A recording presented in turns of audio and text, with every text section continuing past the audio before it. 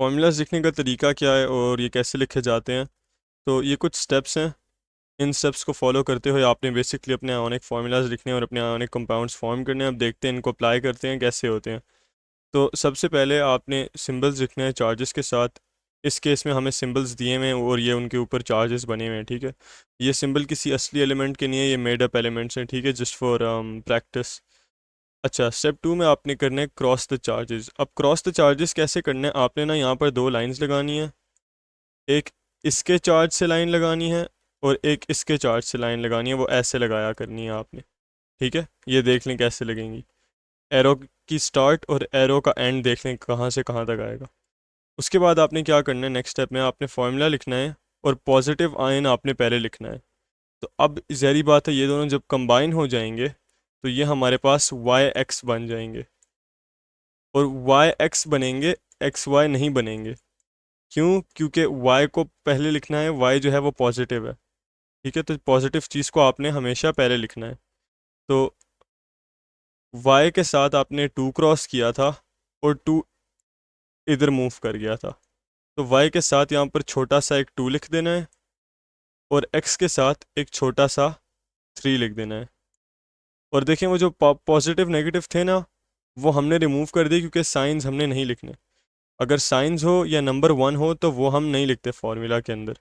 तो ये हमारा बेसिकली फाइनल आंसर आ गया। अच्छा, अब इस एग्जांपल को देख लेते हैं। इस एग्जांपल के में एक आप चीज़ देखें कि ये वाला चार्ज और ये वाला चार्ज जो है ना, ये दोनों चार्जेस इक्वल हैं, मतलब ये भी टू है ये भी टू है। पॉजिटिव नेगेटिव की बात नहीं कर रहा मैं, खाली नंबर की बात कर रहा हूँ। आपने करना क्या है कि जब भी नंबर सेम होंगे दोनों चार्जेस के, तो आपने कैंसिल आउट कर देने नंबर और नंबर्स की जगह खाली वन लिख देना है, ठीक है। तो यहाँ पर क्योंकि हमारे पास चार्जेस जो हैं वो दोनों पर टू हैं, पॉजिटिव नेगेटिव को नहीं देखना, सिर्फ नंबर को देखना है। क्योंकि दोनों टू हैं तो हम इसको और इसको कैंसिल आउट कर कर यहाँ पर लिख देंगे वन पॉजिटिव और यहाँ पर लिख देंगे वन नेगेटिव।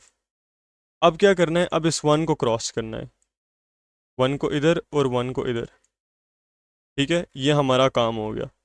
अब हमने क्या करना है, फॉर्मूला लिखना है और पॉजिटिव आयन को पहले लिखना है। तो हमारा पॉजिटिव जो है वो ए है, इसका मतलब है ए पहले आएगा और बी बाद में आएगा। अब वैसे तो इनके नीचे वन और वन होएगा, लेकिन हमने अभी क्या पढ़ा है कि इंक्लूड साइन नहीं करने और वन नहीं इंक्लूड करना, तो हम इसको रेस कर देंगे और हमारा ये जो आंसर है ना, ये आ जाएगा ए बी। और ए बी में अंडरस्टूड बात है कि ए के साथ वन लगा हुआ है और बी के साथ वन लगा हुआ है, हम सिर्फ उसको लिखते नहीं हैं। लेकिन अगर कुछ ना लिखा हो तो इसका मतलब है वहाँ पर वन है, ठीक है। तो इसका फॉर्मूला ये आ गया। अब उसी तरह लास्ट एग्जाम्पल को देख लेते हैं। हमारे पास सिंबल दिया हुआ है चार्जेस के साथ। दूसरा स्टेप क्या है, क्रॉस द चार्जेस। और चार्जेस सेम नहीं है, ठीक है। इस पर वन है, इस पर थ्री है, तो हम इनको कट आउट नहीं कर सकते, वन नहीं लिख सकते यहाँ पर इनको कैंसिल करके। तो हम क्या करेंगे, सीधा सीधा इनको क्रॉस कर देंगे, ये इधर आ जाएगा और थ्री इधर आ जाएगा, ठीक है। अब हमारे पास पहले क्या चीज़ आएगी, पहले पॉजिटिव आयन आएगा।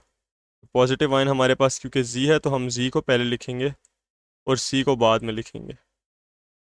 अब देखा जाए तो जी के साथ थ्री आ रहा था और सी के साथ वन आ रहा था।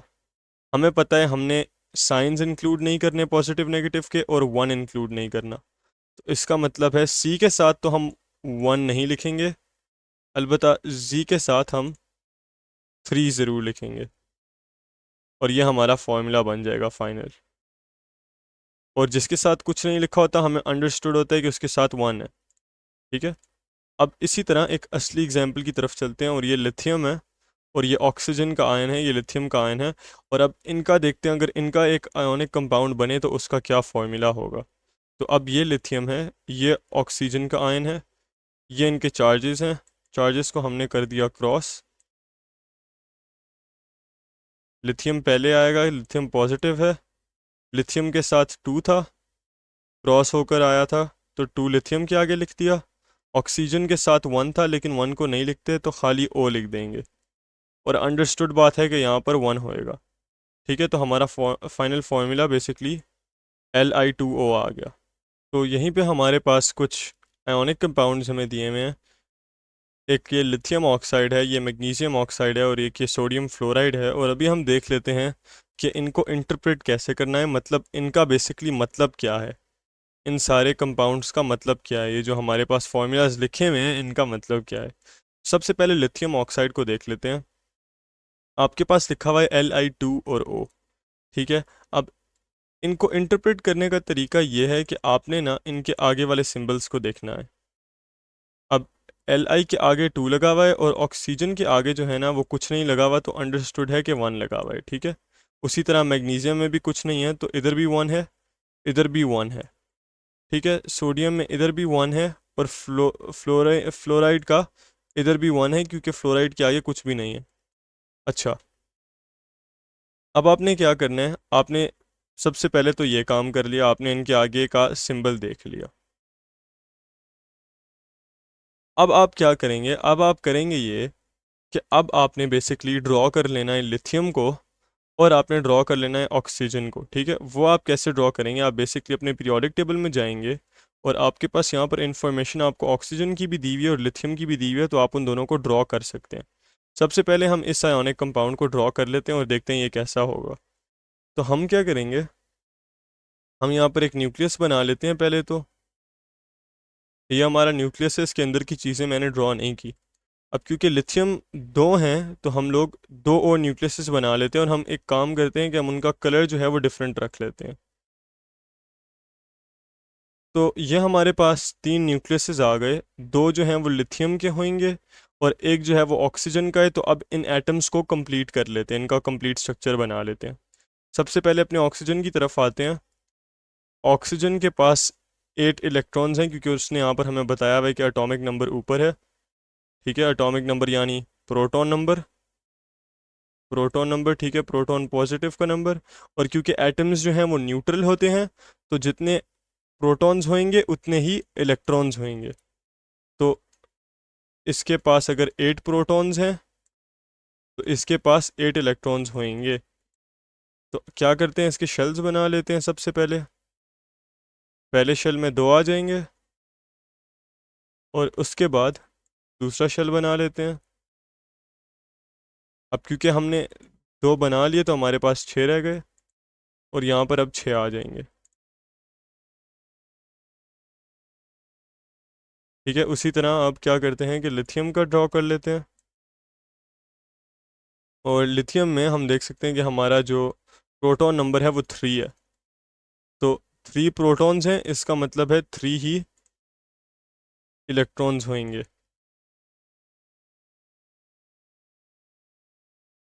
तो पहले शेल में मैंने बना लिए दो और दूसरे शेल में मैंने बना लिया एक, तो ये मेरे 3 इलेक्ट्रॉन्स हो गए, ठीक है। अब मैं क्या करता हूँ, मैं इसी को कॉपी कर लेता हूँ, क्योंकि मेरे पास ये मज़े की ऑप्शन है कि मैं इसको कॉपी कर सकता हूँ। मैं इसको कॉपी करके यहाँ पर बना लेता हूँ, ठीक है। अब मेरे पास दो लिथियम के आइटम्स हो गए, एक ऑक्सीजन का आइटम हो गया। अच्छा, अब इस बात का मतलब क्या है, ये बेसिकली एक आयोनिक कंपाउंड का फॉर्मूला है, ठीक है। पता कैसे चला मुझे एक आयोनिक कंपाउंड का फॉर्मूला है, क्योंकि ये देखो दो मेटल्स जो हैं, दो मेटल, लिथियम जो है वो मेटल होता है, दो मेटल एक नॉन मेटल के साथ रिएक्ट कर रहे हैं। तो मैंने करना क्या है, मैंने बेसिकली अब इनका एक आयोनिक कंपाउंड बनाना है जिसके जिसके अंदर चार्जेस होंगे, आयंस होंगे। तो वो मैं कैसे करूँ, वो मैं ऐसे करूँगा कि इस एटम और इन दो एटम्स की स्टेबल इलेक्ट्रॉनिक कन्फिग्रेशन अचीव कराऊंगा। और वो कैसे होएगा कि ये देखो, ये वाला जो एटम है और ये वाला जो एटम है, इनके लिए सबसे आसान इलेक्ट्रॉनिक कन्फिग्रेशन जो है ना, जो ये अचीव कर सकते हैं, वो ये वाली है, फर्स्ट शेल की 2 इलेक्ट्रॉन्स। अब बाकी शेल्स की अगर आप खुद अंदाज़ा लगा लें तो आपको पता चलेगा कि वो अचीव करना बहुत मुश्किल है। ये सबसे आसान है, क्योंकि ये अचीव करने में इनको सिर्फ ये इलेक्ट्रॉन लूज करने की ज़रूरत है और इनके पास ये वाली स्टेबल इलेक्ट्रॉनिक कन्फिग्रेशन अचीव हो जाएगी, ठीक है। उसी तरह अगर हम अपने ऑक्सीजन को देख लें, तो ऑक्सीजन के लिए जो सबसे आसान स्टेबल इलेक्ट्रॉनिक कन्फिग्रेशन है ना, वो है सेकंड शेल के लिए 8 इलेक्ट्रॉन्स, ठीक है। मतलब अगर ये कहीं से 2 इलेक्ट्रॉन्स और गेन कर ले तो इसकी ये वाली स्टेबल इलेक्ट्रॉनिक कन्फिग्रेशन अचीव हो जाएगी। अब अगर आप ख़ुद थोड़ा सा दिमाग लगाएं और थोड़ा सा इसको थिंक करें तो आपको ख़ुद ही समझ आ जाएगी कि देखो मेटल्स जो हैं वो हमने पढ़ा था, metals will tend to lose their electrons, और नॉन मेटल्स क्या करते हैं, वो बेसिकली गेन करने की कोशिश करते हैं। तो हमारे पास होना क्या चाहिए, हमारे पास होना ये चाहिए कि ये अपना एक इलेक्ट्रॉन लूज़ कर दे, ये अपना एक इलेक्ट्रॉन लूज़ कर दे, इन्होंने एक एक इलेक्ट्रॉन लूज़ करना था स्टेबल इलेक्ट्रॉनिक कन्फिग्रेशन हासिल करने के लिए, और यहाँ से इसने दो इलेक्ट्रॉन्स गेन करने थे ये वाली स्टेबल इलेक्ट्रॉनिक कन्फिग्रेशन हासिल करने के लिए। तो हम क्या कर सकते हैं, हम कर ये सकते हैं कि हम यहाँ से ये इलेक्ट्रॉन रिमूव करवा दें और यहाँ से ये इलेक्ट्रॉन रिमूव करवा दें, तो दो इलेक्ट्रॉन्स इसके पास आ जाएंगे, और क्योंकि यहाँ से एक इलेक्ट्रॉन चला गया, यहाँ से एक इलेक्ट्रॉन चला गया, तो इधर जो है बेसिकली वो एक पॉजिटिव चार्ज आ जाएगा, और इधर जो है वो भी एक पॉजिटिव चार्ज आ जाएगा। अब ये वैसे तो आपको समझ आ जानी चाहिए कि पॉजिटिव चार्ज क्यों आ रहा है, लेकिन जिसको समझ नहीं आई तो उसको मैं समझा देता हूँ कि ये देखो, यहाँ पर बेसिकली लिथियम के पास 3 प्रोटॉन्स थे और 3 इलेक्ट्रॉन्स थे। जब लिथियम ने एक इलेक्ट्रॉन बाहर भेज दिया तो उसके पास 2 इलेक्ट्रॉन्स बच गए और 3 प्रोटॉन्स थे उसके। तो उसका जो ओवरऑल चार्ज बना, क्योंकि प्रोटॉन्स पॉजिटिव होते हैं, तो उसका ओवरऑल चार्ज 1 पॉजिटिव बन जाएगा। तो इसलिए यहाँ पर क्या हुआ, ये लिथियम एटम जो था वो अब लिथियम आयन बन गया 1 पॉजिटिव चार्ज के साथ, और ये भी आयन बन गया 1 पॉजिटिव चार्ज के साथ। ऑन द अदर हैंड यहाँ क्या हुआ, यहाँ ये हुआ कि क्योंकि इसने 2 इलेक्ट्रॉन्स गेन कर लिए थे तो इसके ऊपर 2 नेगेटिव का चार्ज आ गया। ठीक है, इसके ऊपर 2 नेगेटिव का चार्ज आ गया। अब क्या होएगा, अब ये होएगा कि ये जो है ना, ये नेगेटिव, ये बेसिकली इस पॉजिटिव और इस पॉजिटिव को अपनी तरफ खींच के रखेगा, अट्रैक्ट करके रखेगा, और उस अट्रैक्शन की वजह से क्या होगा कि ये सब चीज़ें एक दूसरे के करीब करीब आ जाएंगी,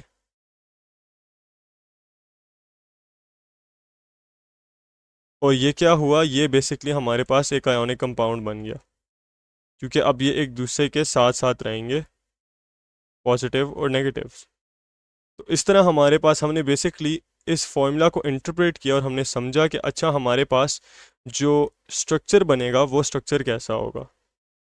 अब ज़रा इसी एग्जांपल को मैग्नीशियम ऑक्साइड के साथ देख लेते हैं। तो हमारे पास यहाँ पर एक मैग्नीशियम है और एक ऑक्सीजन है, तो हम जल्दी से यहाँ पर स्ट्रक्चर्स ड्रॉ कर लेते हैं मैग्नीशियम और ऑक्सीजन के। अच्छा, तो हमारे पास ये वाला जो स्ट्रक्चर है ये मैंने मैग्नीशियम का ड्रॉ किया हुआ है, और ये जो है ये हमारा ऑक्सीजन का है। इस दफ़ा मैंने ग्रे ऑक्सीजन के लिए यूज़ किया और वाइट मैग्नीशियम के लिए यूज़ किया। मैं यहाँ पर एक एरो भी ड्रॉ कर देता हूँ इनको पॉइंट आउट करने के लिए। अब इसकी सबसे आसानी से स्टेबल इलेक्ट्रॉनिक कन्फिग्रेशन है वो ऐसे आ सकती है कि अगर ये 2 इलेक्ट्रॉन्स लूज़ कर दे तो इसके पास सेकंड शेल में 8 पूरे हो जाएंगे, और इन द सेम वे अगर ये अपने सेकंड शेल के अंदर 2 इलेक्ट्रॉन्स कहीं से गेन कर ले तो इसके भी सेकंड शेल में 8 इलेक्ट्रॉन्स पूरे हो जाएंगे।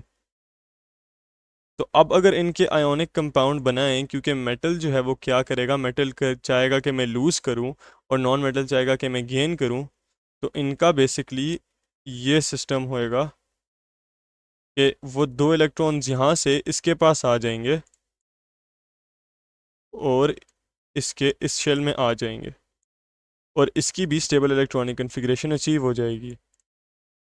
तो फिर हमारे पास बेसिकली होगा क्या, हमारे पास होगा ये कि क्योंकि इसने 2 इलेक्ट्रॉन्स लूज़ किए होंगे, इसके ऊपर 2 पॉजिटिव का चार्ज आ जाएगा, और क्योंकि इसने 2 इलेक्ट्रॉन्स गेन किए होंगे इसके पास 2 नेगेटिव का चार्ज आ जाएगा। और ये पॉजिटिव और नेगेटिव क्या करते हैं, ये एक दूसरे को अट्रैक्ट करते हैं, तो ये जो पॉजिटिव चीज़ है ये बेसिकली इस चीज़ के करीब आ जाएगी। और ये हमारा आयोनिक कंपाउंड फॉर्म हो गया। अब उसी तरह इस NaF को ज़रा बना कर देखते हैं। तो ये मेरे पास सोडियम का स्ट्रक्चर है, ये मेरे पास फ्लोरीन का स्ट्रक्चर है जो मैंने पीरियोडिक टेबल से देखकर बनाया। अब क्या करना है, इनकी स्टेबल इलेक्ट्रॉनिक कन्फिग्रेशन अचीव करवानी है। इसकी सबसे आसानी से स्टेबल इलेक्ट्रॉनिक कन्फिग्रेशन कौन सी वाली है, वो ये है कि अगर ये अपना ये वाला इलेक्ट्रॉन लूज कर दे तो इसके पास इसके सेकंड शेल में 8 इलेक्ट्रॉन्स पूरे हो जाएंगे। तो सबसे आसान तरीका इसके पास स्टेबल इलेक्ट्रॉनिक कन्फिग्रेशन अचीव करने का ये है कि इस इलेक्ट्रॉन को लूज कर दे। On the other hand fluorine के पास क्या ऑप्शन है, फ्लोरीन के पास ये ऑप्शन है कि वो क्या करे, एक इलेक्ट्रॉन अपने इस शेल के अंदर गेन कर ले। सॉरी, ये फ्लोरीन का जो स्ट्रक्चर है ना, ये सही नहीं बना हुआ। इसके पास 2 इलेक्ट्रॉन्स यहाँ पर भी हैं क्योंकि इसके पास 7 इलेक्ट्रॉन्स होते हैं अपने सेकंड शेल में, ठीक है। तो इसके लिए सबसे आसान चीज़ क्या है, इसके लिए सबसे आसान चीज़ ये है कि वो एक इलेक्ट्रॉन कहीं से गेन कर ले और अपने सेकंड शेल में 8 इलेक्ट्रॉन्स पूरे कर ले। तो अब क्योंकि मेटल्स जो हैं वो डोनेट करते हैं इलेक्ट्रॉन्स, नॉन मेटल्स जो हैं वो एक्सेप्ट करते हैं, तो हमारे पास क्या होएगा, ये इलेक्ट्रॉन बेसिकली इधर मूव कराएगा और इस वाले के साथ पेयर अप हो जाएगा और यहाँ से ये वाला शेल ख़त्म हो जाएगा। तो अब अगर हम देखें तो सोडियम के ऊपर पॉजिटिव का चार्ज आ जाना चाहिए, +1 का। क्लोरीन के ऊपर -1 का चार्ज आ जाना चाहिए। और अब ये दोनों एक दूसरे को इन ऑपोजिट चार्जेस की वजह से अट्रैक्ट करेंगे और एक आयोनिक कंपाउंड फॉर्म हो जाएगा।